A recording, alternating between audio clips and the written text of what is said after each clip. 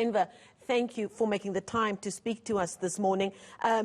In developing news, you and stakeholders in the tourism industry had a webinar, as is the norm these days, to really dig down into what needs to be done as this major city courses a new future, both in the near and long-term future, and what it needs to do to pivot, for want of an overused phrase right now. And you've come up with a few very interesting but much needed interventions going forward. Yes, good morning, Marcel. And you're absolutely right. I think as much as we are welcoming the opening of inter-provincial travel, it does allow us to restart the tourism engine on our road to recovery. But I think as well as in order for us to have gotten to this place as a tourism sector, it shouldn't be forgotten that we haven't had any revenues for almost 5 months now. And that has placed immense pressure on many businesses, some of them even closing down, not just small businesses, but we've also seen a few bigger hotels, etc., attractions closing down.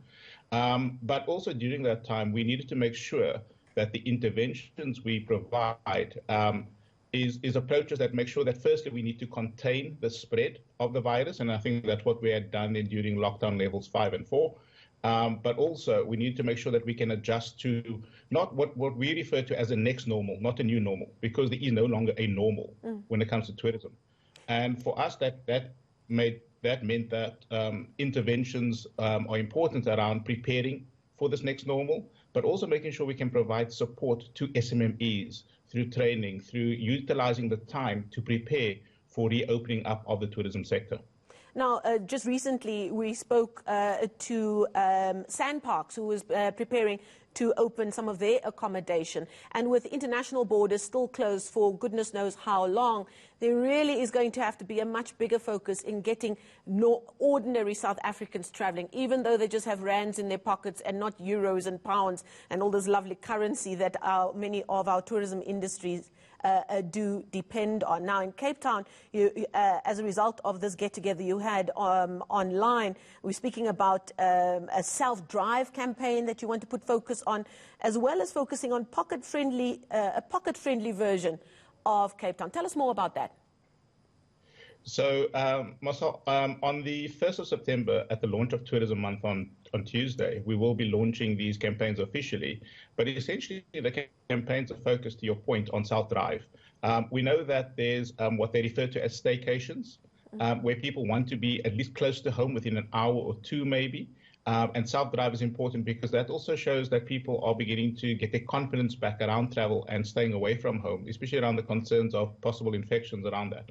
But the self-drive is also positioned at trying to remind people that, you know, a lot of people before lockdown had probably saved up money to go elsewhere in the world. And what we wanted to showcase to them through the campaign Internationally Homegrown is the fact that the international counterparts are literally on their doorstep, which means they don't require visas, they don't require to travel long hours on a plane, or even go through security at border control. So there's a lot of upsides to it, but I think also the rands are very important for us. As much as the dollars and the euros are, every single rand right now is about reigniting the tourism sector so that we can remain sustainable. The second campaign, to your point, was around affordability. A study we conducted during lockdown with about 5,500 South Africans had indicated that about 5% of them would be willing to travel and spend the last little bit of money on travel. And what that meant for us was that we knew that people were under financial pressure.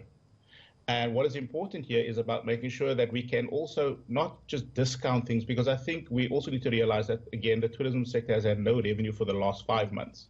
So what we are asking the sector is to provide value adds. And the value adds also include in reminding people of what is for free and what you can do for under 50 Rand, for under 100 Rand as an individual, as a family. Because I think that's the important thing is it's about making sure that locals and South Africans in particular know that there is really value for money and that Cape Town is not just perceived as an expensive destination where international tourists come. Now, Enver, just in closing, not only are you the CEO of a major tourism authority like Cape Town Tourism, you're also very, very passionate, I know, about opening up the tourism industry to parts of our society and our communities that have been locked out of this kind of business. And that would have been a big part of your work over the years as CEO of Cape Town Tourism. But it also means that as a result of the lockdown, it's those smaller players, those little guys and girls, those SMMEs who really suffered the brunt of the impact of the pandemic. How involved are they? What kind of interventions are you looking at to ensure that those smaller players are able to get their wheels turning and are able to get back on their feet as the city looks to recover its tourism industry? Masali, absolutely correct. The small and previously disenfranchised part of the tourism sector was a major focus for us and continues to be. And what we have done is we've made sure that during the lockdown, we provided them with both financial and non-financial support in order to get through this time. But what was amazing was we've actually found captains of industry who became mentors for these SMMEs during this time, also sharing their pains. What was very interesting, though, was a lot of these smaller businesses actually were able to move and respond a lot quicker to the lockdown. A lot of them pivoting, and again, there's the lovely word pivoting, businesses to even help their communities where the bigger corporates, and those wheels turn a little bit slower because of the scale. And what was interesting is that the mentees ended up helping the mentors who were medium to bigger businesses. So I think hopefully what we get out of this is a unified and a more collaborative industry that will support each other through the recovery. Okay, we're going to leave it there. Fascinating stuff. All the best to you and your team and the entire industry. The economy really does need you to get your wheels turning again in a successful way. That's Enver Dumini, the CEO of Cape Town Tourism, joining us live there from the mother city.